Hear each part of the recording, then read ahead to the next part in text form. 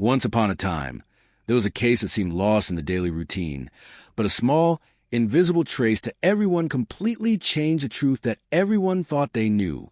A detail so tiny that went unnoticed, yet ended up unmasking a mystery no one expected. I am Dr. Ricardo Velasquez, a forensic doctor in Santiago, Chile, and today I want to tell you the story of my most surprising case, one that taught me that in the silence of death there are also secrets that only patience and a careful eye can reveal. Before we begin, let me know in the comments where you are watching this video from, so I can see how far it has reached.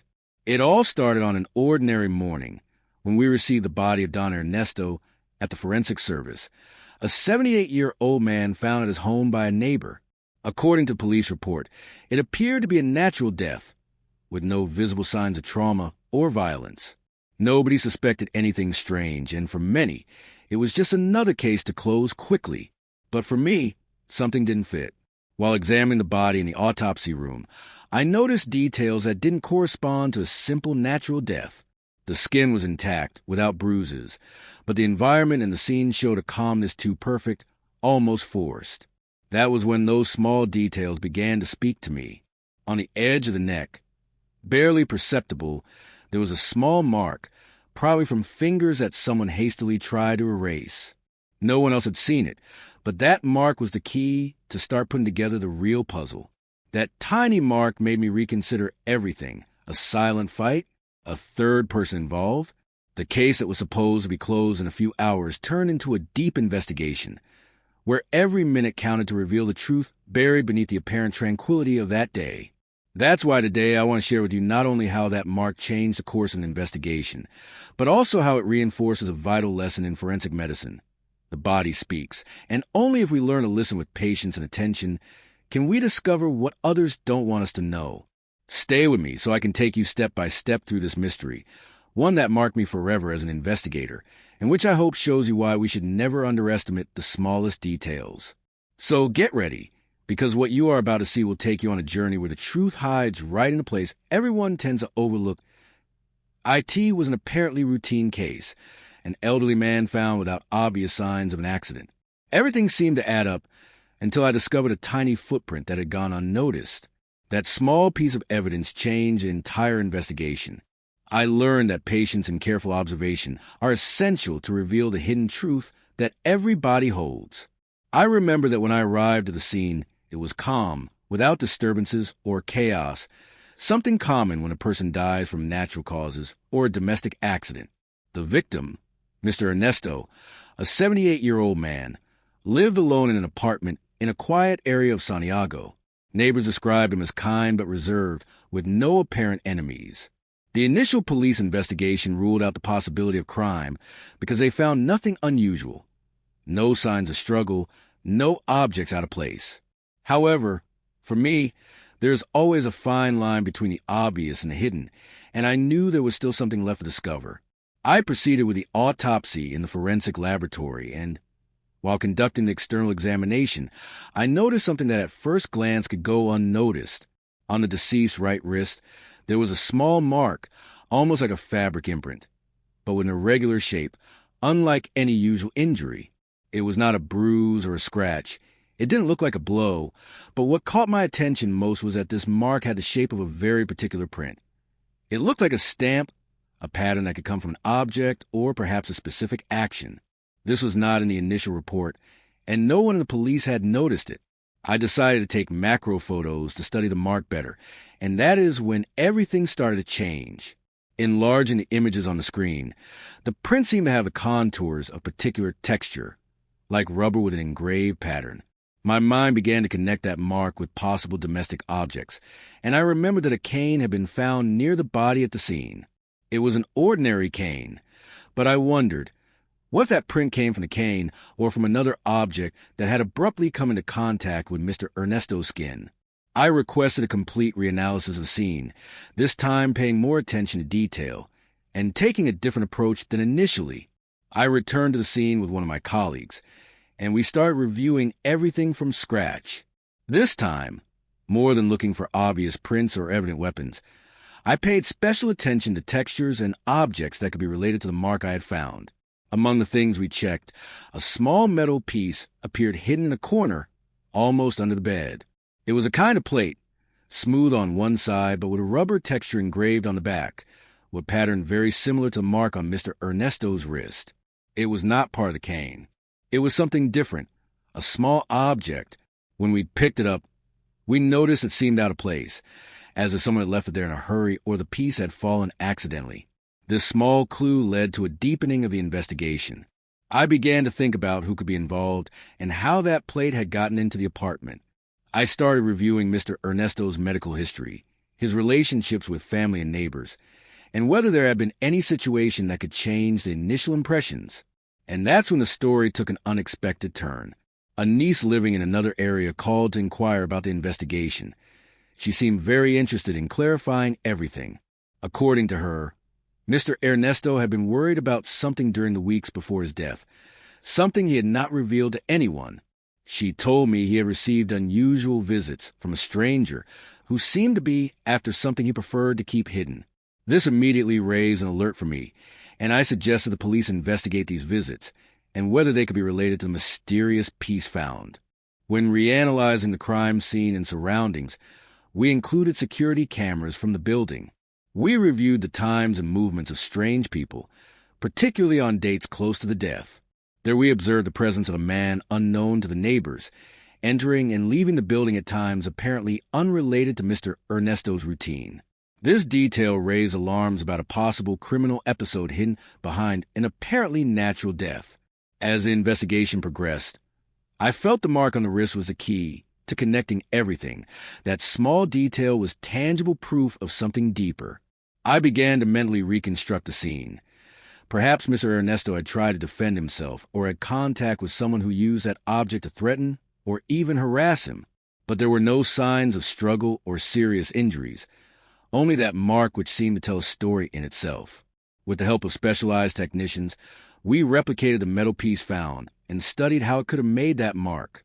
It was exhaustive, almost artisanal work, and finally, we discovered the object was related to an old key made to open certain secure compartments used in businesses long ago. Somehow, that object was linked to a secret Mr. Ernesto was keeping. This revelation led us to review old documents Mr. Ernesto had left at his home, and among seemingly harmless papers, a sealed envelope appeared that seemed to hide something important. Upon opening it, we found a letter mentioning a hidden inheritance that Mr. Ernesto was about to claim, something that could unleash conflicts with certain relatives. What had begun as a calm death took a completely different tone. We were facing a case of secrets, deceit, and possible hidden motives that explained much more than a simple mark on the skin. With this new perspective, the investigation took a much more complex and sensitive turn. Lawyers, the local bank holding documents of that inheritance, and even a notary became involved, all connected to the unfolding plot. And as we progressed, every detail gathered seemed to confirm that tiny mark on the wrist was a thread guiding us to the truth. I never imagined that a simple detail, almost invisible to others, would be the key to unraveling a web of family secrets buried for years in silence. That mark was the silent testimony of intense moments Mr. Ernesto lived in his last days, and that revelation changed the way I approach every case since then. Sometimes, in this profession, what seems insignificant is what leads us to the truth. And this story taught me that the patience to search, the perseverance to question, and the ability to observe what no one else sees are the most valuable tools forensic experts have. In the end, the body not only tells us about death, but holds the keys to the life that was and the untold stories behind every story. I will never forget that case, that mark no one saw that changed everything. And deep down in every corpse, there is a story waiting to be discovered, and it's up to us to find the right pieces to put that puzzle together. That tiny mark was a powerful reminder that the truth, no matter how hidden it seems, can always be revealed if we know where to look. The most surprising moment came when, upon reviewing the documents found once again, I noticed one that seemed to have been carefully tampered with, as if someone had tried to hide or destroy it unsuccessfully. It was an old manuscript, almost illegible at first glance, but when I enlarged it, I could make out cryptic references to a secret family agreement, dated decades ago, related to a property that was absent from official records. This gave an unexpected twist to the story. Don Ernesto not only had ordinary concerns, but also secrets that included opaque agreements and possibly motives for someone to want to give him a bad end, or at least intimidate him. Thinking that behind that seemingly calm and solitary elderly man, there was a dangerous family tangle was unsettling. The presence of the strange stranger, the metallic object with its unusual mark, even that small but firm trace on his wrist, began to tell a narrative of power, fear, and perhaps a claim that had generated deep resentments. It became clear that, in some way, that mark was the last tangible contact with something that had marked his fate. With this new hypothesis, I suggested to the investigative team that they review all the deceased's financial movements in the preceding months. It was an essential step to understand the pressure or threats he might have received, and to see if there were any unusual transfers, payments, or unclear debts. They found that indeed, days before his death, Don Ernesto had made a significant deposit into an account unknown to most of his close circle, and moreover, he had withdrawn cash too many times for it to be a coincidence. Those who reviewed the banking found that this account was linked to a shell company created just a couple of months earlier. The link between this company, the bank account, and the metallic piece with the mark on the skin began to become more tangible. I investigated a little more about the company and discovered it was associated with a businessman with unclear background, someone who had been mentioned in police reports for scams and extortion. It was coincidence, or rather, the network of that mark connected Don Ernesto to a much darker circle than we initially imagined. In parallel, we obtained forensic analysis results of the metallic object, which confirmed that the mark on the wrist was compatible with the texture found on the plate. That contact was not accidental. Rather, it seemed an intentional touch, a subtle and silent intimidation, but enough to leave a physical mark. It was not meant to cause deep harm, but a warning. I was impressed by how the body itself carried that message, and how that small detail had initially been overlooked. I felt we were catching a shadow in an invisible net. Don Ernesto's death, far from being a simple accident or a natural phenomenon associated with his age, began to seem like the culmination of external pressure, a silent threat that perhaps no one had known or wanted to hear. Gradually, I started to have the feeling that I not only had to force the truth with scientific evidence, but also pay attention to the human, social, and emotional dimension of that man. What fear had accompanied him in his last days? Who was dressed as friend or enemy? Were those his own relatives conspiring against him, or someone else? Among conversations with the family, tensions emerged that were not new. A distant brother, little known to many, appeared disagreeing over the inheritance and making aggressive claims in recent communications. Furthermore, it was known of a years-long dispute over the old property that Don Ernesto owned, but until then it was believed resolved with informal agreements. That information helped us understand that the inheritance and the metallic piece carried symbolic and practical weight, a link that somehow triggered events he might not have wanted to reveal to anyone. Day by day, the investigation polished details that had previously seemed unimportant. We reviewed messages on his mobile phone, emails pulsing with secrets and claims, and even audio recordings his niece provided, where hostile voices and ministers of threat were heard, though without naming Don Ernesto directly. That showed us the context in which the mark was left, a last contact with intimidation, perhaps a signal that said unknown man wanted to leave to humiliate or control. It was a message of a dark power, exercised without visible blows, but with psychological and coercive force. Delving into the dynamics Don Ernesto maintained in his neighborhood revealed another disturbing dimension. Some neighbors mentioned that, in recent weeks, he had started acting nervously, looking toward doors, changing routines, locking himself in more. Someone even saw him talking with a man who seemed to be an acquaintance but not trustworthy. Those indications, seemingly trivial to the general public, were vital clues for us. A person who fears for his safety does not speak openly, does not seek help, but becomes a lonely victim of his own fear. I clearly remember the moment I decided to return to the lab and place the wrist mark under an electron microscope. There, besides a rubber pattern, microscopic remains of a chemical substance were revealed. At first, I did not know what it was, but after consulting with forensic chemistry experts, I learned it was a mixture commonly used in permanent inks or certain industrial adhesives. That led me to think the mark was not only a passive imprint, but was perhaps made with the intention of marking, a seal that meant belonging, warning, or notice. This conclusion led me to recall urban legends about antiques and secret societies linked to our country, where seemingly harmless objects served to identify members or transfer messages no one else could understand. Although it seemed taken from a novel, the case had similar shades. What if Don Ernesto had crossed paths with something, or someone who wanted to mark him as part of a greater game? That idea disturbed me, but I could not discard it, because reality often exceeds fiction.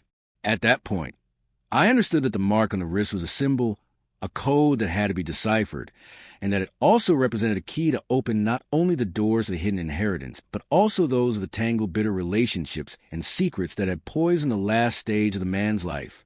The role of the forensic expert was no longer only scientific, but an almost detective job requiring intuition, patience, and great sensitivity.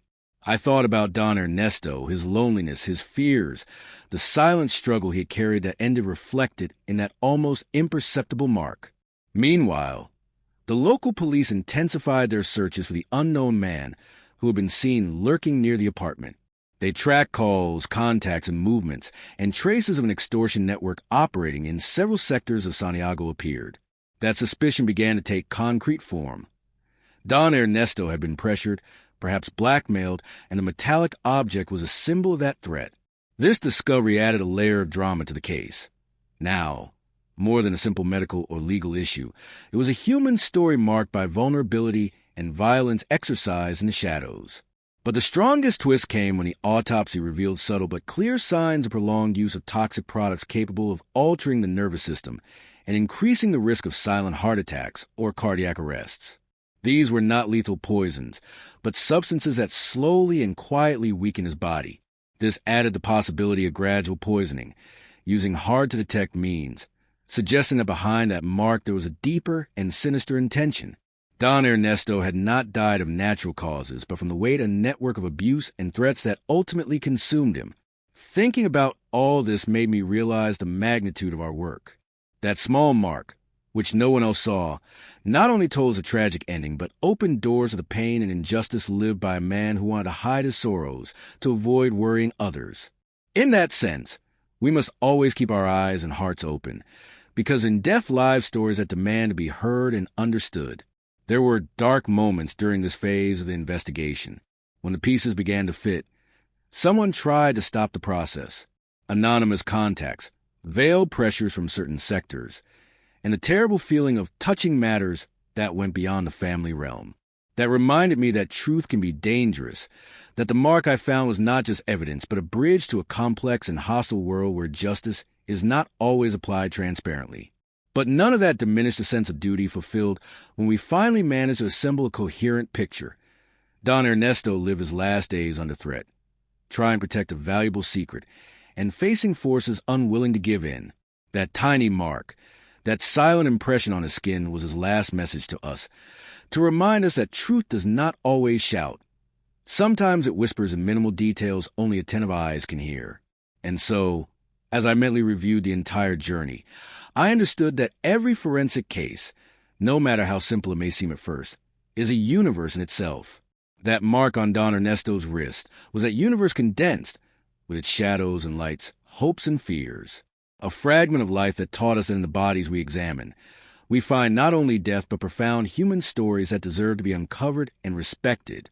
Never before had such a small mark had such a great impact on my career and on my understanding of what it means to be a forensic expert. I learned to follow my instinct, to trust patience, and above all, to look beyond the obvious, because behind every body there's a story patiently waiting to be told. And sometimes, only a seemingly insignificant detail is needed to begin uncovering a truth that no one else dared to see. The silence of the room where I reflected on all the accumulated material became heavy, as if the house itself were guarding the secret of truth that no one wanted to reveal. I looked again at the mark on Don Ernesto's wrist, that small sign imprinted with an almost ritualistic intent, and the feeling that there was more beneath the surface did not disappear. The case had evolved from an apparently simple finding into a disturbing web, full of shadows that slowly crept into the everyday life of an ordinary man. Then, Something inside me urged me to examine Don Ernesto's phone records with meticulous detail. For weeks, no one had paid attention to his incoming and outgoing calls, or at least not with the depth they deserved. That's where an unexpected clue appeared. A number that repeated but did not appear in his contact list. A dark and fleeting account that communicated with the deceased at strange hours, in the early morning, almost always with brief exchanges that seemed more like coded messages than normal conversations. That obsession with deciphering the pattern led me to work closely with the police telecommunications team, who, with judicial authorization, managed to intercept part of the text messages associated with that number. There not only were the words present, but also specific emojis used repeatedly that seemed to serve as a code. It was not an open communication, but veiled, full of hidden meanings that, on one hand, confirmed the connection to the threat we were already perceiving, but on the other, opened even deeper questions. Immediately, I began relating those symbols to the patterns I had seen in the wrist mark. It was as if Don Ernesto had not only been physically marked, but also digitally veiled. His life had been surrounded by signals that only certain individuals could understand. That increased the tension in my mind.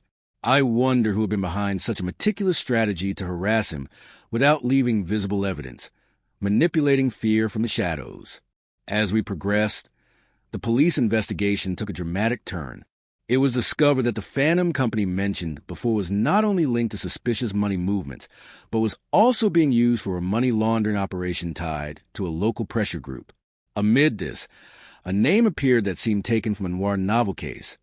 Javier Mina, a businessman who had managed to stay out of public scrutiny for years, but who was a key piece in the extortion and threat network surrounding Don Ernesto. Learning this, I felt how the story accelerated dangerously. We were not dealing with just a domestic or family violence case, but a web of power and corruption, where a tiny mark on a wrist seemed like the small crack through which the truth was seeping into the world. The autopsy, bank records, phone calls, all began to be part of a broader narrative, where fear might have taken a man's life simply for wanting to protect a secret too big. It was inevitable to think of Don Ernesto and how he lived his last days, knowing he was trapped in that network. The neighbors who saw him nervous were right. There was no exaggeration in his behavior, only clear signs of danger.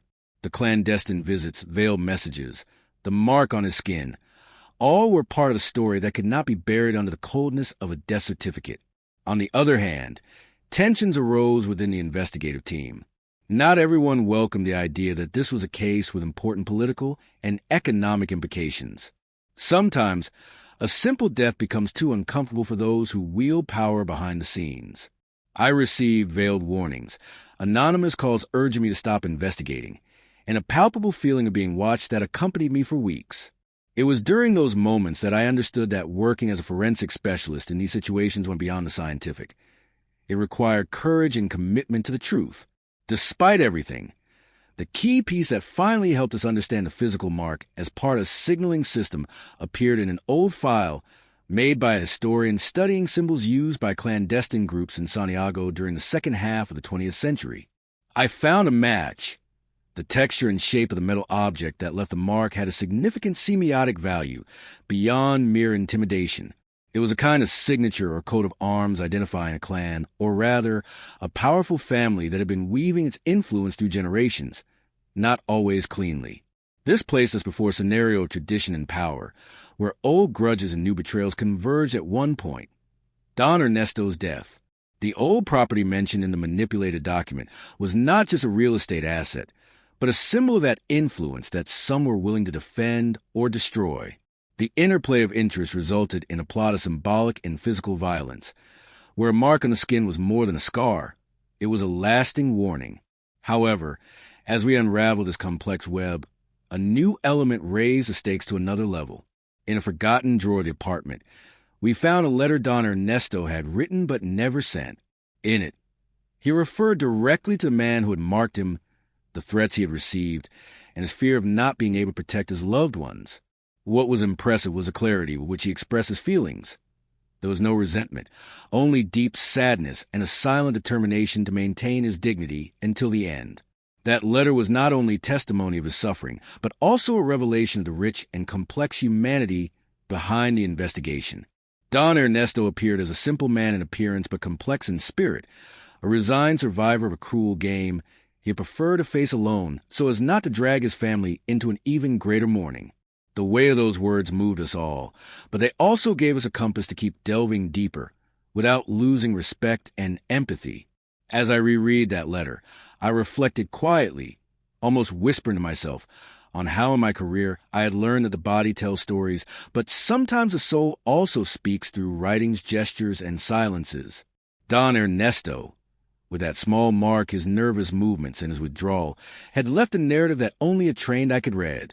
That very human way of communicating, using symbols and marks that seem so anachronistic, reminded me that truth hides on many levels, and it is our task to unravel them patiently. But I never imagined that patience would be tested with such intensity. Just a few days later, one of the key members of the investigative team suffered an intimidation attempt. His car was vandalized, and he received direct threats. The atmosphere of fear became tangible and contagious to all of us working on the case. However, far from intimidating us, that silent violence sparked in me a fierce sense of responsibility. The tiny mark on Don Ernesto's wrist became a symbol of resistance, a call not to give in to injustice or impose silence. With each new piece of information, the story gained not only more substance, but also more dimensions, historical, symbolic, and human.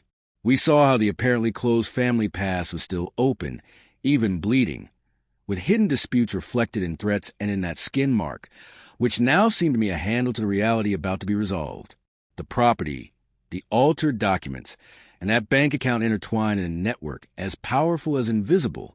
Each step forward seemed to stir a web of secrets covering much more than a single name. Despite fatigue and unease, I found some clarity in meditating on the mark and what it represented. A signal Don Ernesto wanted us to find, a message he hoped we would decipher to understand his life and ultimately his death. The feeling of touching a mystery that had cost dearly enveloped me. In the distance, I knew the battle was just beginning. Clarify it was an act of justice, and also an ethical requirement toward the man's memory. While the police sharpened their work on the criminal network linked to Javier Mina and his henchmen, we in the laboratory devoted ourselves to meticulously analyzing every chemical sample found in the mark. The substance that seemed like adhesive ink was not only the mark but also a tracking method.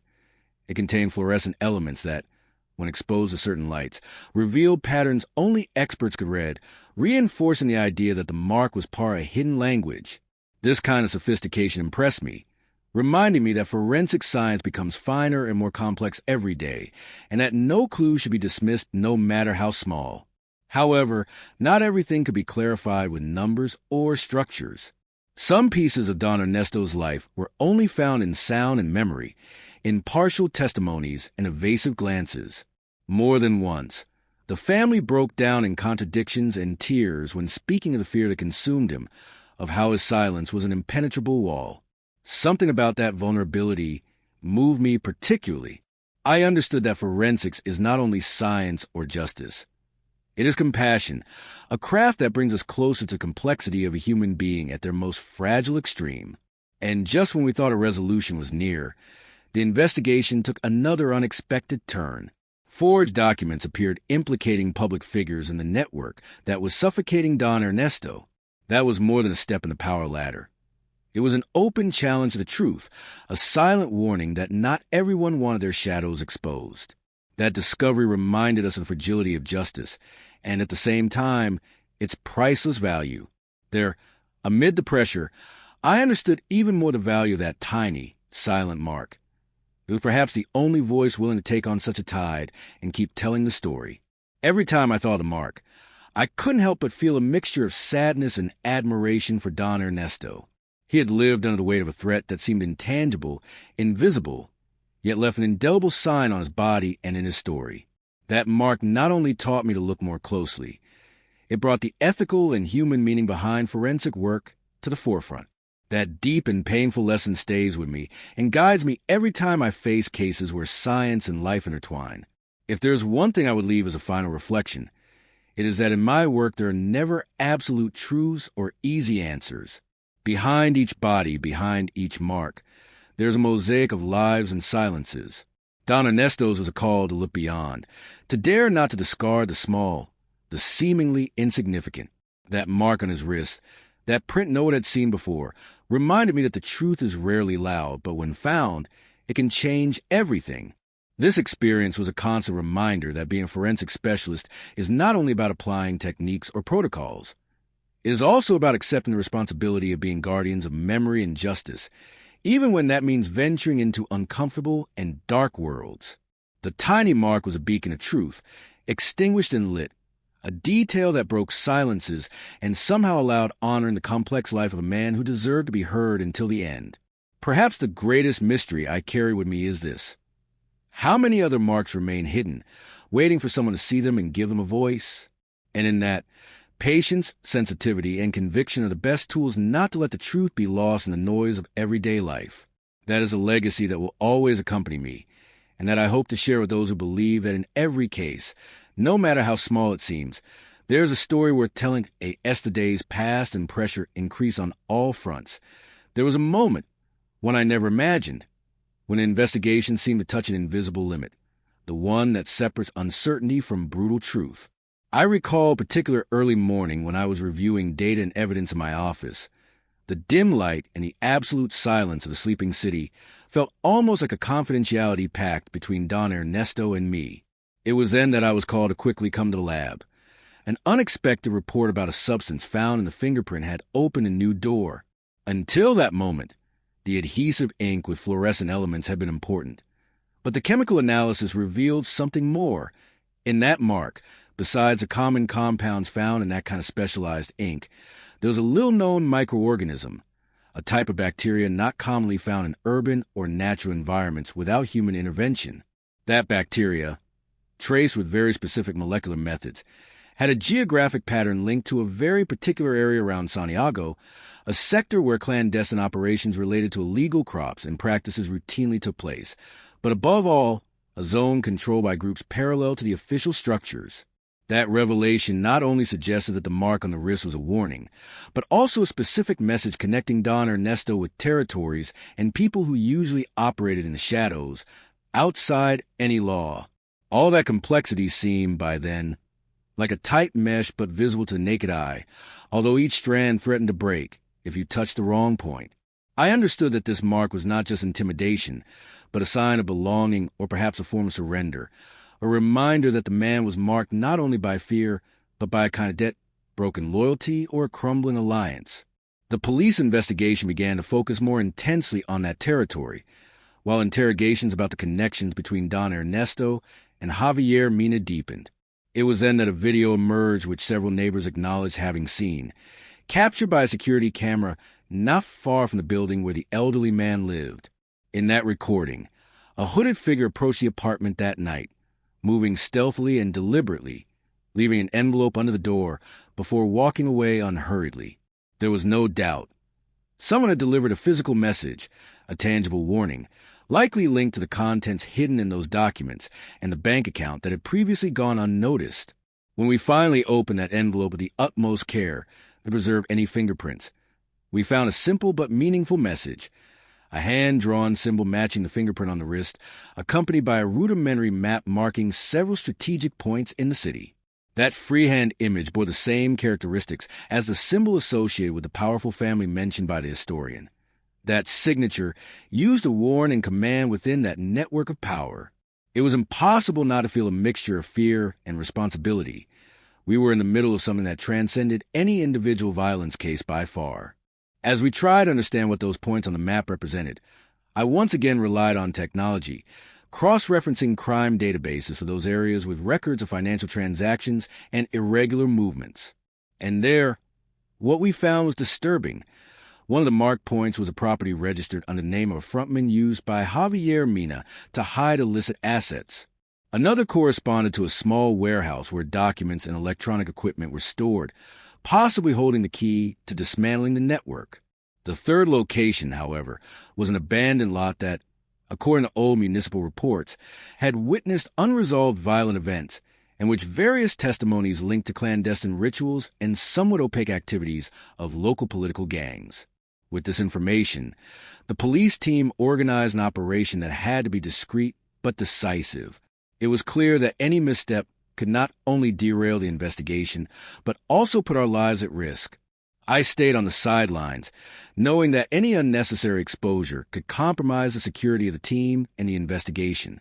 However, I could not disconnect emotionally. That small fingerprint on Don Ernesto's wrist remained vivid in my mind, a constant reminder that we were following his footsteps in search of justice. The day of the operation dawned with a tension that filled the air, intangible but enveloping the city itself. In the distance, the murmurs of the press already anticipated that something significant was about to happen while I reviewed again, and again the transcription of the letter Don Ernesto left unfinished. In it, that simply human man spoke not only of threats but of the weight of silence, of the immense loneliness he carried. That reading kept me calm and alert at the same time. It allowed me to connect with the reason why we had started all of this. The next hours unfolded almost like scenes from a movie. The police raided the warehouse, found equipment confirming the illegal operation, documents proving extortion and money laundering, and a digital file with veiled communications reinforcing the dirty work Javier Mina had orchestrated. Meanwhile, the abandoned lot turned out to be a real tangle of dark stories. Ritual objects were recovered there whose symbolism matched the wrist mark, with ancient inscriptions speaking of loyalty, punishment, and pact. It was like a journey back to the violent past of the city, where the shadows of that clan still lived on, fighting to maintain their reign. But the greatest surprise did not come from those material findings, but from a confession that emerged thanks to a witness who had remained hidden, a person who had watched from the sidelines for months, but, feeling her safety threatened, decided to break the silence. This woman recounted that Don Ernesto, far from being a passive victim, had tried to negotiate with Javier Mina to unravel a larger network linking other local politicians and businessmen. She also explained how the fingerprint had been part of a ritual warning, a signal for him to abandon the fight or face the consequences. This testimony brought an unexpected twist to the investigation. Don Ernesto had not only been a threatened man, but someone who wanted to challenge a corrupt system, risking everything he had, including his life. This new facet of the case deeply impacted the team. Now we understood that the mark on his skin represented not only fear, but also defiance and courage. It was a moment of deep introspection for all of us. How many others, somewhere out there, were trying to resist with such subtle signs, almost invisible to the common eye? That night, almost exhausted, I looked again at the mark and photos of the body. For the first time, I saw it not as a warning sign, but as a badge of resistance. Don Ernesto, with his silent battle, had left us a legacy that went beyond the case, beyond death. He had left a lesson about the importance of patient observation, to understand details that may seem insignificant but carry the weight of powerful truths in their smallness. And although the case remained open because the network we discovered was too large and still had multiple actors to unmask, that small mark, the one no one noticed at the time, became an emblem for the team. An unspoken promise that we would not let fear or corruption bury the memory of a man who, with his life and his mark, taught us that the truth is in the details many prefer to ignore. There were other difficult episodes after that day. The team suffered new setbacks. Infiltrations, traps, a cyber attack that almost made us lose months of work. But as those difficulties mounted, an inner strength and solidarity grew that kept us firm. I realized then that the patience and resilience that had guided me all those years were the only truly unbreakable tools in the struggle between justice and power. Every time I thought of Don Ernesto, I could not help but imagine his face, calm when he decided to leave that letter. I was certain that someone beyond fear and violence could finally see and understand that fingerprint he bore, his small sign that was more than a mark.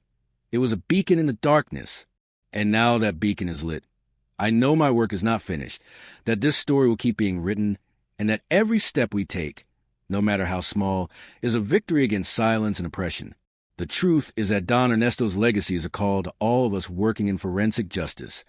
Never underestimate what seems small or irrelevant, because behind every detail there is a story worth telling. That tiny fingerprint was a key that opened the door, and although a complex, dangerous path lies ahead, there's always light when we stop to look with open heart and mind. So, the question that keeps lingering is not just how many fingerprints remain hidden out there, but who will have the courage and patience to find and listen to them. Because truth, as I learned with Don Ernesto, rarely presents itself with grand gestures or applause, but in the subtle whisper of a fleeting detail, in an almost invisible mark, in the silent persistence of those who do not forget. And perhaps, in the end, that is the purest and most human form of justice we can offer, making visible what others prefer to leave buried in oblivion as the investigation progressed. I felt the threads beginning to intertwine into a network far more complex and dangerous than I had initially imagined. Each discovery opened a new layer, one darker but also more revealing. What seemed like an isolated case ended up being a window into structures where power, corruption, and violence touched in ways rarely revealed so brutally. And yet, there I was, a simple forensic doctor in the middle of that web, determined not to let those secrets be buried with Don Ernesto. What followed was a race against time. We realized then that many of the documents seized in the warehouse not only contained evidence of illegal activities, but also included names, dates, and payments directed to figures who until then had remained invisible to justice. They were not mere accomplices, but active participants in a network that extended into institutions that were supposed to fight such crimes. The network did not just launder money. It had mechanisms to silence anyone who dared to bring the truth to light. Among those documents appeared a series of emails and encrypted messages that, once decrypted, revealed a disturbing conversation. The protagonist discussed the need to eliminate problems and ensure that the legacy remained intact. Those ambiguous terms, when analyzed alongside the testimonies and the mark left on Don Ernesto's wrist, made me understand something deeper. That man's death had not been an accident or an inevitable consequence, but a premeditated act based on revenge and fear. I remember that during one of those endless nights in the lab, repeatedly reviewing chemical and digital evidence, a strange feeling settled within me. It was not just professional responsibility on my shoulders, but a moral weight pushing me to go beyond, to refuse to be satisfied with superficial explanations. Don Ernesto had left a clue, a literal and figurative mark implicating many, but also inviting us to look behind the veil, to discover what force kept that system standing. One afternoon, while cross-referencing data to prepare a report that would hold up in court, an anonymous message arrived in my personal email. It had no sender or clear signs of origin, but contained a file with photographs that chilled my blood, images of secret meetings, familiar faces, burned documents, and, curiously, a different map than the one Don Ernesto had left, marked with new handwritten notes. It was a warning, a reminder, or perhaps an alert that someone else was following our steps. For the first time, I felt real fear for the safety of our team, but also an unbreakable conviction that stopping was not an option.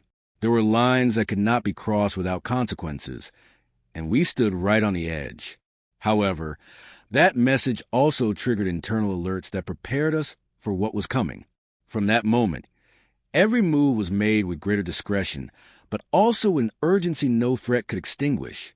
What no one expected was the turn the investigation took when evidence emerged suggesting a possible infiltrator within the forces handling the case. The information leaks we had experienced were not just due to errors or security flaws, but because someone with privileged access was delivering data to those involved in the network. The task grew even more delicate. We had to advance without alerting this internal betrayal, without breaking the thread that now held hope of unmasking real demons. During those days, I was forced to work almost alone, scrutinizing every detail that might go unnoticed to protect the investigation. Until then, the mark on the wrist had been a key, a tiny sign that guided our gaze, but now it became a symbol of all that was at stake. The struggle between truth and imposed silence, between life and constant threat. And as the danger grew, so did my determination, because I understood that Don Ernesto's legacy was not only in that mark, but in the real possibility of transforming a seemingly unbreakable reality. One night, after weeks of intense work and endless tension, I received news that changed the course of the case just as the mark had altered my perception at the start. Javier Mina had been arrested.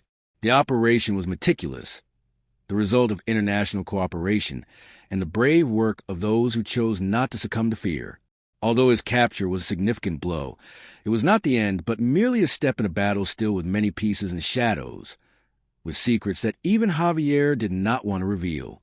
During the interrogations, the man maintained an unsettling calm, far from the image I had in mind when I saw him in the documents. He was not the ruthless monster we had imagined, but someone deeply entangled in a system that had shaped him as much as it had betrayed him. It was then that I understood something I had not considered before. The mark on Don Ernesto's wrist was more than a sign of fear or warning. It was proof that, despite everything, resistance had a cost, but also a dignity few dare to show. As the investigation slowly unfolded, each passing day brought a mixture of exhaustion and hope, a difficult but genuine contradiction. The case became a benchmark for us, a reminder that no detail, no matter how small or insignificant it may seem, should be ignored. That tiny mark that no one saw at first glance let us unravel a web of corruption, betrayals, and silences that otherwise would have remained hidden, condemned to impunity. At the same time, external pressure did not disappear. We received warnings, veiled threats, and even attempts to discredit us. But if I learned anything over all these years, and with this case in particular, it is that patience and careful observation not only reveal the truth, but also strengthen the spirit. Every obstacle we encountered was not an insurmountable wall, but a challenge sharpening our commitment and determination to get to the bottom. Today, looking back and remembering every step taken, I know that tiny mark was the starting point for a necessary change. I did not end this story with a definitive closure because, in truth, I am convinced that cases like this never fully close. Justice is not a straight line, nor an easy destination to reach. Instead, it is a path of small steps, of looking closely at what others overlook, of listening to what seems insignificant, and of having the courage to face the noise that prevents the truth from coming to light. That is why, when I think of Don Ernesto, I do not feel sadness but inspiration. His mark, his imprint, was his way of saying, "Here I am, look at what is happening." And we had the humility to see it, the patience to understand it, and the strength to act. Deep down, that legacy challenges all of us who work in this line not to settle, to hold our gaze even when darkness seems ready to swallow us. Because in the end, that small mark was not just a memory, nor a medical detail or forensic curiosity. It was a symbol of silent resistance, of humanity hidden in the darkest recesses, a sign for those who seek justice without applause, without sensational headlines, but with a firm conviction that every truth, no matter how small, has the power to illuminate the path toward a somewhat fairer tomorrow. And that is, without a doubt, the story I decided to tell, hoping that whoever hears it also learns what it taught me. That justice is built in the details no one wants to see, but that everyone needs to find. After Javier Mina's arrest, it was assumed that the case would take a definitive turn, that the network would begin to crumble, and that the truth would emerge strongly. But that was not the case. Rather, the atmosphere became even more tense and precarious, as if by touching a taut string we had awakened a sleeping tiger, and now nothing could guarantee our safety or stability. The silence that previously held the web of corruption together began to break with increasingly intense whispers, and the echoes of those murmurs were felt in every hallway, in every cafe, even in the shadow of the offices where we thought we were safe. I will never forget that early morning when, while reviewing reports alone in the office, I received an unexpected call. The voice was mute, almost a moan to the line, but its message was clear. We were warned to look away from certain names, to try not to dig deeper, because that implied not only professional risks but also personal ones. For a moment, I felt as if the patience that had accompanied me until then began to falter. The feeling of vulnerability struck me hard, but conviction remained intact. I could not and would not back down. It was then that the pieces began to fall in an unexpected way. A medical report that until then seemed insignificant started to gain weight. It was a toxicological analysis revealing traces of substances not detected in the initial tests. Indications pointing to a slow poisoning, like a shadow sliding and attacking without being seen. The tiny mark on Mr. Ernesto's wrist was not only a physical warning or a symbol, but, in reality, concealed a hidden message. They had wanted to plan a natural death to disguise a meticulously planned murder. Each new piece of information forced us to reconsider everything we thought we knew about the case. The network we had scrutinized appeared as a giant with 1,000 heads, each more twisted than the last. It was not simply a structure for money laundering or administrative corruption. It was a corrupt system of systematic, almost ritual repression, where power was exercised with cold, calculated violence aimed at extinguishing any spark of dissent. The feeling was suffocating, as if the network extended beneath us, dragging everything in its path without us being able to see it plainly. Some on the team began to surrender to that reality, doubting whether it was really worth continuing to try. But I felt that this case, this mark, represented something much bigger than the sum of its parts. It was a warning for us as well, a call not to let darkness swallow justice.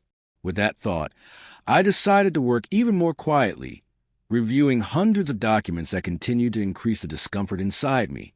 I found forged contracts, lists with officials' names, undeclared payments, agendas with secret appointments, all hidden in digital files that looked like simple records but contained the essence of corruption in its deadliest form. There came a moment when, while in my office, I felt someone else was watching me, that I was not alone, that the consequences of my interests could manifest in unpredictable ways. But it was impossible to stop searching. It was impossible to abandon Mr. Ernesto and the hope that his mark used to scream in silence.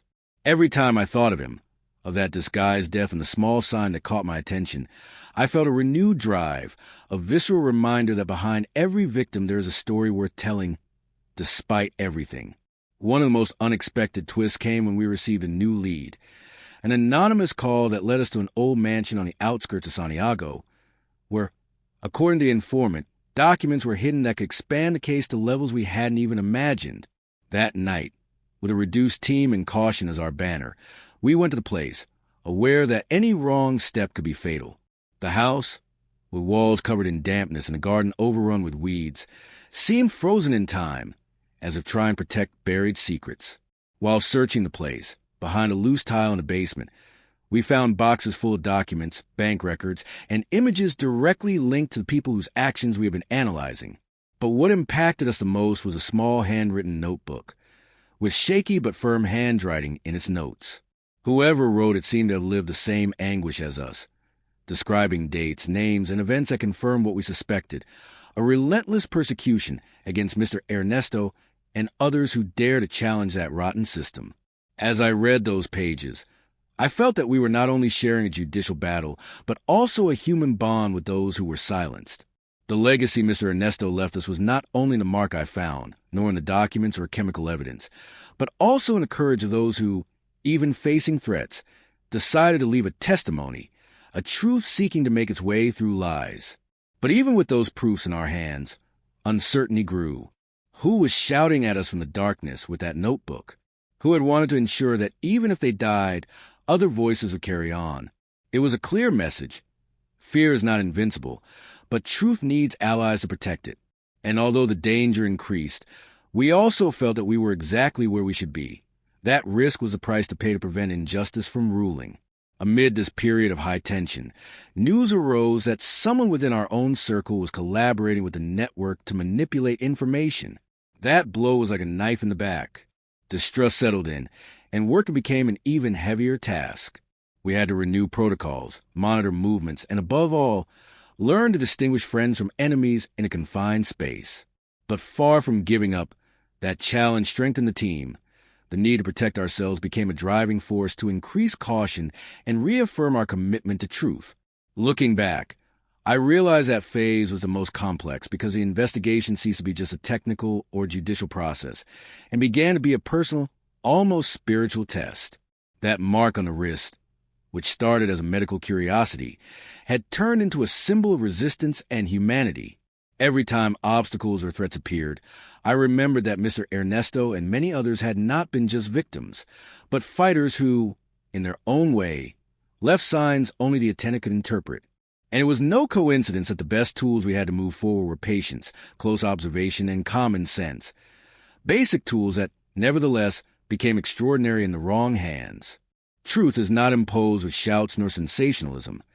It is discovered step by step, with respect for victims and the empathy necessary to understand the invisible, what lies buried beneath layers of silence and fear. During those days, I also began to understand that the power of the network was not only in its reach, but in its ability to impose a silent defeat on all who try to challenge it. That is why the value of Mr. Ernesto's legacy did not lie solely in having evidence or pointing accusing fingers, but in restoring lost dignity, in remembering that justice is an ideal to which we must constantly aspire, even when the path is slow and painful. The most bewildering thing, however, was that after Javier Mina's capture and the new evidence, the network not only did not dismantle but adapted. It learned from its mistakes, changed its routes, and strengthened new ways of operating, like a living organism that, though wounded, refused to die. At that moment, I knew our work would not end with a single arrest or a solid report, but would be a continuous struggle, a silent war demanding perseverance, courage, and above all, the ability not to be defeated by discouragement. Despite the exhaustion, the constant threats, and the shadows that seemed to multiply, I felt that each day in the lab, in the interviews and the analyses, we added another stone to the construction of justice that still must be built. And although the mark I found on Mr. Ernesto was tiny, that small sign held immense power to illuminate part of the truth, to bring to light what others wanted silenced. Perhaps the most important lesson that case left me was understanding that justice is neither a heroic act nor a punctual event, but a patient, meticulous, and sometimes solitary process. A truth that is built carefully, with an eye on the seemingly insignificant details, and with a commitment not to let corruption or violence hide what human dignity deserves, to be revealed, acknowledged, and respected. Today I can say, without intending to close this story, that tiny mark no one saw changed not only an investigation, but also our way of understanding resistance. And that leads me to think that in every case we face, in every body we study, there are hidden signs waiting to be discovered, small truths that, when revealed, can ignite the spark necessary to challenge darkness that once seemed impenetrable. This legacy, as painful as it is also an invitation to those who, like me, work in the search for truth, not to give up, to look beyond the obvious, to reject easy explanations, to understand that sometimes a tiny mark holds within itself a universe of true stories, and in that universe lies the power to transform realities and sow hope in the most unexpected places. Because in the end, and that I will never forget, justice is built in the details no one wants to see, but that someone always has the courage to find. That night in the Old Manor was etched in my memory as a crucible of conflicting sensations, a mix of fear, hope, and determination that we had struggled to cultivate. As we carefully reviewed each document, I felt we were extracting, like archaeologists, the remnants of a buried history that seemed too dangerous to come to light. But they had left clues, signs invisible to those who preferred to ignore the truth, and we had arrived just when those shadows threatened to engulf everything. Those who wrote those handwritten notes seemed to come from both a recent past and a time suspended in vital urgency, the names and dates intertwined, forming a network of resistance, betrayals, and forced silences, but also of small clandestine victories. As my eyes moved across those papers, I could feel the tremor of a story that, although invisible to many, was always latent and waiting for an opportunity to emerge. That night, I understood that the tiny mark had not been an accident or mere curiosity. It was a door to that invisible world, a link that connected us to a reality much closer to us than we had imagined. We returned to the routine of the investigation almost reflexively. We knew each step had to be doubly careful because the network would neither sleep nor allow its web to unravel easily. The tension was palpable in the air like a dense fog. In every glance, in every silence, hid the warning that had once made us retreat. But something was different now, something that pushed me to continue. It was not just for justice or for Don Ernesto, but for all those unknown, anonymous people who had also left fragments of their lives in this common struggle. During one of those long and exhausting days, scrutinizing the results of the new toxicological analyses, I found a detail that had initially gone unnoticed. An unusual, rare substance, almost imperceptible, but with devastating effects when slowly accumulated in the body. That substance not only confirmed the poisoning hypothesis, but also made me think about how someone had the impunity and patience to administer that harm over time, going unnoticed even by experts. That revelation swirled around me like a whirlwind of questions and assumptions. Who had that level of access? Who had the medical knowledge and power to manipulate Don Ernesto's life without raising suspicion? And then, even more importantly, what dark and profound motives could justify something like that? The role of the laboratory in all this began to change. Far from being simply a place for technical analysis, it became a small resistance headquarters where every detail could mean a new clue or a light that dispelled the darkness. The camaraderie with my colleagues strengthened amid adversity, as we were aware that each of us was putting in more than just professional training. We were risking a part of our essence in this silent battle. We shared a vision of justice that transcended formality. It was an almost sacred mission, yet those moments of certain trust were a deceptive calm. I remember clearly that morning when we intercepted messages between anonymous servers showing surveillance over our team. Knowing we were being watched, that our communications could be intercepted, and that every move was under scrutiny added an invisible weight impossible to ignore. From then on, meetings became clandestine, face-to-face encounters always held in changing locations, and conversations laced with codes and precautions. It was a cat-and-mouse game, but with lives at stake and no margin for error. One of the most disturbing incidents occurred a couple of weeks after that discovery, when the driver, who had taken us to the Manor of Memory, was found showing signs of having survived an attack. Fortunately, he survived, but his wound spoke of a very clear warning. This path was dangerous, very dangerous. At that moment, the weight of our responsibility became more tangible than ever. We were not just investigators. We were targets, visible and vulnerable. But that blow was not enough to stop us. On the contrary, it strengthened the bond between us and reaffirmed the conviction that we had to continue, not just for ourselves, but for all those who had paid the highest price for trying to challenge the darkness. Meanwhile, the handwritten notebook kept surprising us. We discovered that among its pages were references to codes and symbols that at first seemed cryptic, almost incomprehensible. But as we delved deeper, a clandestine language emerged, a secret form of communication designed to protect those who could be discovered. It was as if those texts sought to convey not only concrete facts, but also veiled emotions and warnings. Each message was crucial because it revealed invisible connections linking characters, situations, and decisions hidden behind the official facade. This network of meanings deepened complexity of the case even more, but also made it more human, more tangible. In the following days, one of my colleagues managed to decipher part of those codes and led us to unexpected information. Audio recordings clandestinely captured conversations. In one of those audios, the voice of an unknown person coldly and in detail described the steps to get rid of opponents using legal and medical mechanisms, disguising murders as natural deaths or accidental mishaps. That secret confession was a bombshell that echoed throughout our team. It confirmed what we suspected. The network did not just operate to corrupt, but it was capable of planning and executing deadly acts with a chilling level of meticulousness. However, while trying to process this information, a new factor burst onto the scene, the appearance of an unexpected figure. A former official, tired of fear and complicity, decided to contact us under strict conditions of anonymity. His accounts corroborated many of our findings and provided details that gave substance to the scattered echoes we had been gathering. But he also brought an immense challenge. His information was valuable, yes, but also dangerous. Besides the logical nerves over the authenticity of his accounts, we knew his arrival could accelerate the network's response in trying to silence us once and for all. Thus, that clandestine meeting became another turning point. As we tried to incorporate that data into the investigation, we knew the perception of danger had radically changed. It was no longer just a matter of protecting documents or material evidence. Now, we had to guarantee the physical and mental integrity of everyone involved, which was a challenge that seemed to exceed our capacities. More than once, I wondered how long we could resist that constant stalking before fear and fatigue won the battle in our hearts. Despite that, I decided that we could not and should not let that stop us. We had come too far, and the spirit of Don Ernesto and so many others pushed us forward. In that context, we chose a different strategy.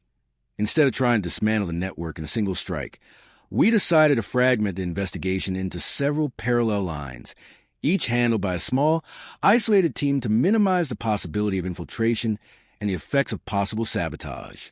It was a tactical move, clearly, but also an emotional one. We learned to trust again, to strengthen internal communication, and to support each other as if we were a family fighting an invisible and lethal enemy. Then came the first tangible fruits of that strategy: small arrests, interruptions in some financial flows, key testimonies that began to appear. They were partial victories, moments when we could breathe with somewhat more relief, although never dropping our guard. We knew well that the network was a mutant monster, capable of growing and adapting to any attempt to strip it of its power. And yet, those small conquests kept us standing, illuminating the path with glimmers of hope when the darkness seemed invincible. It was at that stage that I understood a truth I had only sensed until then. No one can win a battle like this with just evidence and documents. Resistance is built with humanity, with effective relationships, with solidarity, and with the ability to hold on when everything seems lost. In that struggle, we chose to see ourselves not only as professionals, but as guardians of a legacy that transcended any judicial file. We were guardians of Don Ernesto's memory, of his mark that no one had seen, but which had now ignited an indestructible flame. But the story was far from over. On the contrary, the network began to respond in even more insidious ways. Our work turned into a constant dance of anticipating moves, protecting sources, and seeking new ways for the truth not only to survive, but to grow. By then, I knew that any day could be the last for one of us, and that uncertainty was a cruel tribute we willingly paid in the name of justice that, though delayed, had to come. There were nights when I paused to think about the fragility of the line separating life from danger, and yet, amid that fragility, a silent resistance emerged, rooted in each of us. That resistance taught me that the mark I found on Don Ernesto's wrist was not just a physical clue, but a living symbol of something much deeper. The human capacity to leave signs, to not give up, to seek meaning even in the absolute darkness. And despite everything, I must confess there were moments when exhaustion made me doubt, when fear tried to cloud my reasoned heart, when I thought perhaps this case was too big, too complex for one person alone. But then I remembered his hand, that small mark no one else had noticed, that story contained in a tiny detail that had changed our perspective and made the time in our laboratory meaningful. That mark told me that even when the powerful one hide the truth, there will always be a place where small signs can be heard and transformed into justice. And in that thought, I found the strength to continue. Because one thing I was clear about was that our work was not measured by immediate impact, but by persistence over time. Justice is a work of patience and dedication, like a river that over time erodes the hardest stones, with no rush, but without pause. That's how we had learned to work, convinced that every step taken was another stone on the path, a real contribution to awakening a long-silenced truth. Don Ernesto's case and that tiny mark had planted in me a lesson I want to share with you today. Never underestimate the details. There, in the small, in the seemingly insignificant, an entire universe can be hidden, and that universe can be the seed to transform realities, to shed light where there was only shadow, to give voice to those relegated to silence. Because that is what it means to be a forensic expert in this land, in this time, to look beyond the obvious and to hold on to hope when all seems lost. There are still chapters to be written in this story, and although I cannot promise that the path will be easy or without risks, I know that as long as there are those who dare to look closely, to search patiently, and to listen empathetically, justice will find its way. And maybe, just maybe, that small mark that no one saw until now will continue to be a beacon for those who, in the midst of darkness, decide to light a candle and keep it alive against all odds. Because in the end, I firmly believe that truth is an act of love that requires courage, and in that mixture lies the power to change the world one detail at a time. The following days turned into a kind of silent storm, where every movement was measured, every word spoken with caution, and every glance held a mixture of suspicion and hope. I clearly remembered how, at one point, I sat alone in front of the laboratory table, holding in my hands a crumpled photograph of Don Ernesto's serene face, try to find in that image some clue that had gone unnoticed until then. It was then that I understood we were at a crossroads that not only involved scientific facts or forensic hints, but delved into the darkest recesses of the human condition, where power and fear intertwine until they become inseparable. Each new finding shared among the team made the atmosphere denser. That toxic substance detected in the analyses, seemingly harmless in small doses but deadly in the long run, told us a story of cruel patience and cold calculation. Someone with direct access to Don Ernesto, someone close, had chosen that method to erase his life without leaving obvious traces. But the trace did exist, tiny, almost invisible, like a whisper engraved on the skin, a secret message left for those who knew how to watch carefully. The idea that the crime was so meticulous led me to rethink everything we thought we knew about the threats we faced. The unexpected turn that changed the course of the investigation came one afternoon when we received an anonymous call alerting us about a package forgotten in an old mansion on the edge of the city. It was an abandoned place, covered in dust and weeds, forgotten by time but full of echoes from the past. When the team opened that package, they found documents, photographs, and other objects that seemed invisible to the naked eye but made sense through the secret codes we had learned to decipher. There, among those remnants, were chronicles of furtive meetings, lists of names, dates, and above all, encrypted testimony from those who had resisted imposed silence. Gradually, those pieces of evidence wove an even wider and more complex network than we initially imagined.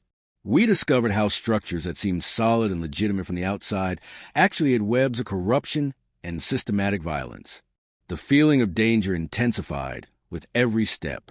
Now, it was not only about preserving Don Ernesto's life and memory, but about protecting ourselves. The enemy moved quickly and stealthily, tried to extinguish the small lights we lit in the darkness. I remember sleepless nights when we suspected that something or someone was watching our activities, and how adrenaline mixed with frustration in a bitter cocktail, yet we needed to keep going. In one of those moments, an urgent call informed us that a close colleague had disappeared without a trace. That news struck us like an unexpected stab. Anguish took hold of everyone, but also strengthened our determination. If someone wanted to intimidate us, we had to prove that we would not fall into fear, that the pursuit of justice was stronger than any threat.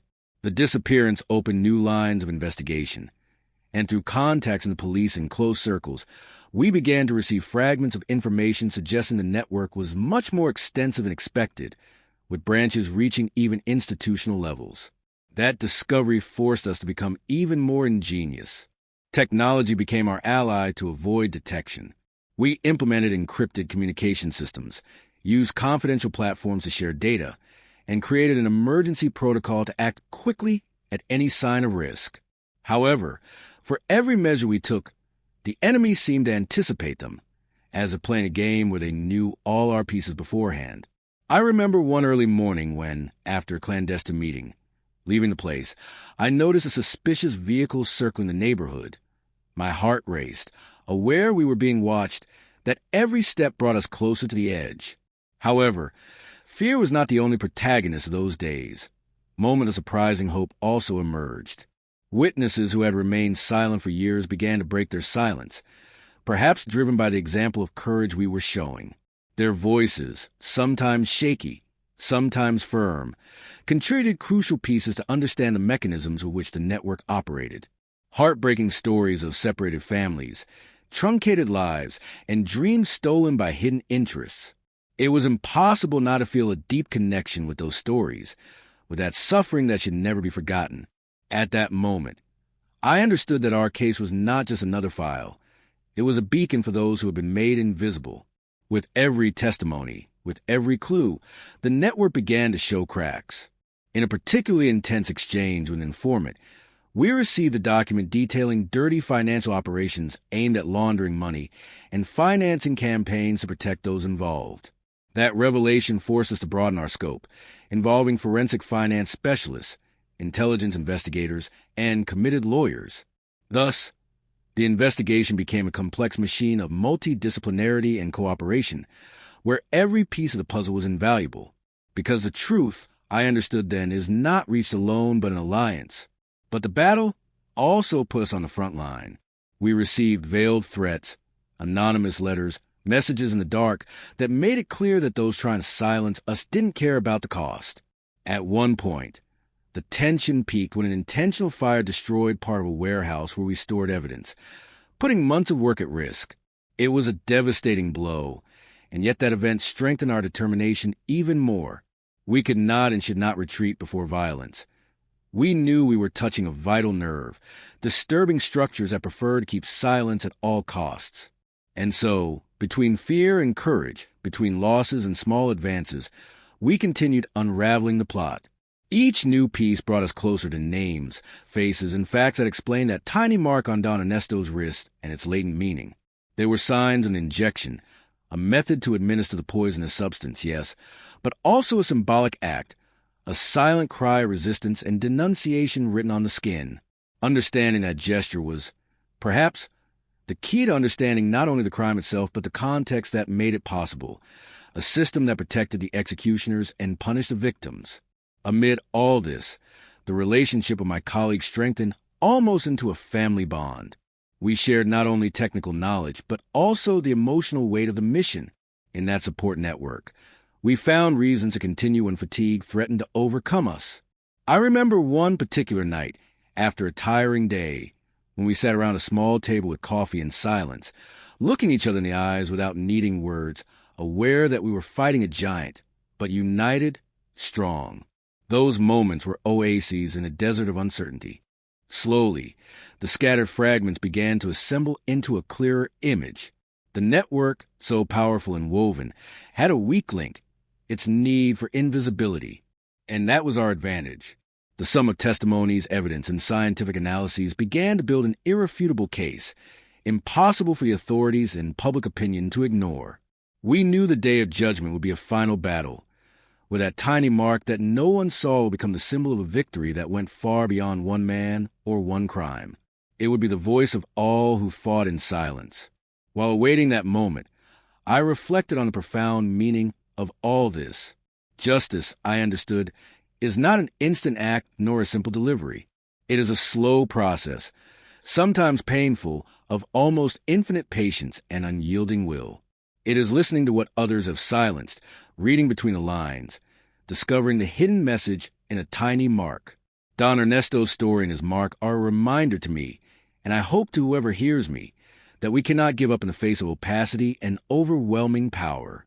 Every sign, no matter how small, can be the key to opening doors that seem sealed forever. That lesson, more than any judicial result, is a true legacy this case has left me. The night before delivering our final report to court, I stayed thinking about everything we had been through, the risks taken, and the lives touched. I knew the path would not end there, that justice is a dynamic horizon, always in motion, and that someone would have to keep watch so those shadows did not return stronger. But I also knew we had lit a flame, a street lamp that would not be extinguished so easily. The small mark that no one saw not only changed the case, but opened a window to collective memory, to the real possibility that truth, though delayed, can always emerge if there are those who dare to seek it. And in that certainty, I found a momentary peace, aware that the journey continues, that there are chapters yet to be written, and that observation, patience, and courage are the most powerful weapons we have to face any darkness. Because ultimately, I firmly believe that justice is not only about punishing evil, but protecting memory, dignity, and hope that should never be forgotten. That is the mark I carry with me, and the one I hope inspires others never to lose their watchful gaze and open heart before the invisible as we approach the crucial day. Every detail took on an almost unbearable weight. The tension was palpable in the air, in the glances of my colleagues, and in the silence that sometimes dominated the meetings. It was as if an invisible fragility hovered over us, reminding us that we were on the brink of something far greater than a mere forensic case.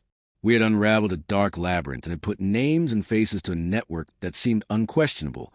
But now the true test was to face that network on the ground where it hurt the most: justice. The days leading up to the trial became a mental and emotional marathon, revisiting every piece of evidence over and over, reviewing every testimony, anticipating opponents' strategies aimed at discrediting us, wearing us down, even dividing us. No one could deny that we were under siege, not only professionally but also personally. The veiled threats did not cease, and paranoia slipped into the most mundane conversations. Cars that seemed to follow us, unanswered calls, strange presences near the laboratory and the house. Uncertainty clung to us like a persistent shadow, but the conviction that this was indispensable for many kept us steadfast.